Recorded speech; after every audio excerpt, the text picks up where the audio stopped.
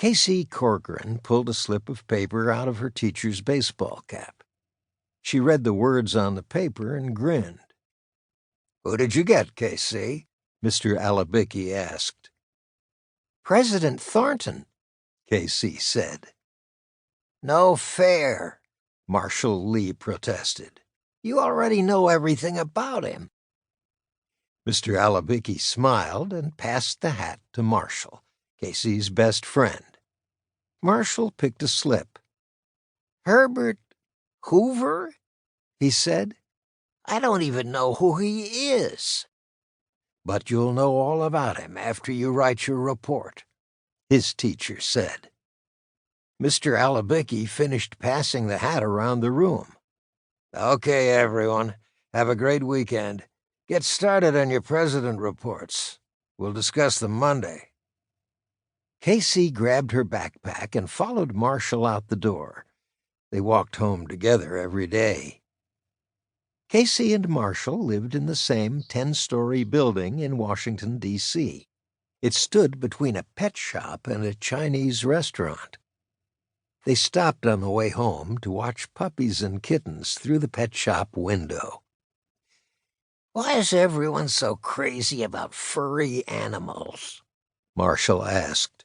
"Spiders make great pets, too." Casey laughed. "Marsh, you can't cuddle up with a spider." "Who says you can't?" Marshall asked. "I wish Mr. A would let us write about insects instead of presidents." Marshall loved anything with more than 4 legs. He kept jars of crawly things in his bedroom. Spike, his pet tarantula, slept in one of Marsh's old baseball caps. "President's Day is in February," Casey reminded her friend. "If we had an Insects Day, Mr. A would let you write about Spike." "Spike's not an insect," Marshall said. "Tarantulas are spiders, and spiders are arachnids." I know, Casey said as she pushed open the glass door of their building. "You've told me 100 times." "And you still don't remember," grumbled Marshall. He pushed the elevator button. Donald, the building manager, opened the elevator door. Donald ran the elevator and helped people get taxis out front. "Hi, kids," Donald said. "Got plans for the weekend?" "We have to write reports," Marshall told him, "about dead presidents." "Mine's not dead," Casey told Donald.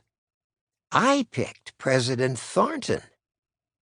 Donald smiled as he pressed the button for Marshall's floor. "Lucky you. Maybe you'll see him around town." Marshall got off on the 3rd floor, and Donald took Casey to the 5th. She let herself into the apartment with her key. Lost and Found, her 2 kittens, came skidding across the wood floor when the door opened. Casey rubbed their bellies, then headed for the kitchen. A note was taped to the fridge. "Casey, I'll be home around 6. Have a snack. Love, Mom." Casey grabbed a banana and walked into the living room. Lost and Found scurried after her. She pulled Your Presidents from a bookshelf and looked up President Thornton. "Listen," she said to the kittens. "Zachary Thornton had 5 brothers and sisters. He raised chickens and sold eggs to help his family." Then the caption of a picture caught her eye. "As a Boy Scout, Zachary Thornton earned 12 merit badges," she read. "See, Marshall was wrong," Casey mumbled. "I don't know everything about President Thornton. I had no idea he got 12 badges in Scouts." Casey marked the page, then switched on her mom's computer. She logged onto the internet and found more about President Thornton.